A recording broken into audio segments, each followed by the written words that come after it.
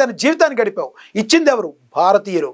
అన్వేష్ అనేవాడిని భారతీయులు తీసుకెళ్ళి సింహాసనం మీద కూర్చొని పెడితే కుక్కలాగా నువ్వు కింద అశుద్ధాన్ని చూసి కిందకి దూకి ఈ రోజున మరి చేయూతనిచ్చిన వారిని కాటేసే కాలకుంట విషంలాగా తయారయ్యావు నువ్వు అన్వేష్.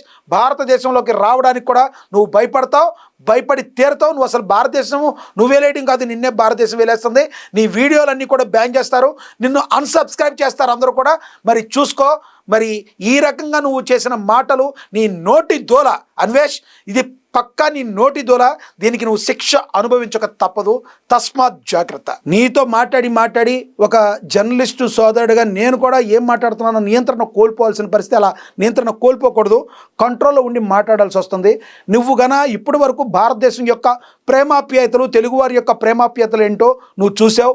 ఇక్కడి నుంచి తెలుగువారికి, రెండు తెలుగు రాష్ట్రాల్లో తెలుగు వారికి నీ మీద కోపం వస్తే ఏ విధంగా ఉంటుందో నువ్వు చూడబోతున్నావు. తస్మాత్ జాగ్రత్త. నిన్ను సబ్స్క్రైబ్ చేసుకున్న వాళ్ళందరూ కూడా అన్సబ్స్క్రైబ్ చేసుకుంటారు నిన్ను.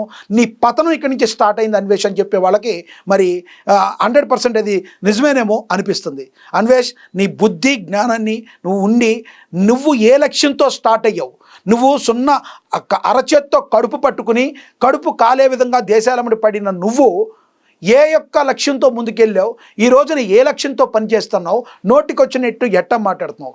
అన్నీ 1కి 10 సార్లు ఆలోచించుకుని నీ జీవితంలో నువ్వు సన్మార్గం వైపు నడవకపోతే నీ చర్మాంకం స్టార్ట్ అయినట్టే.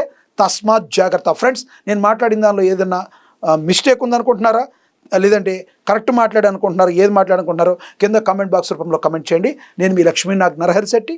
నమస్తే.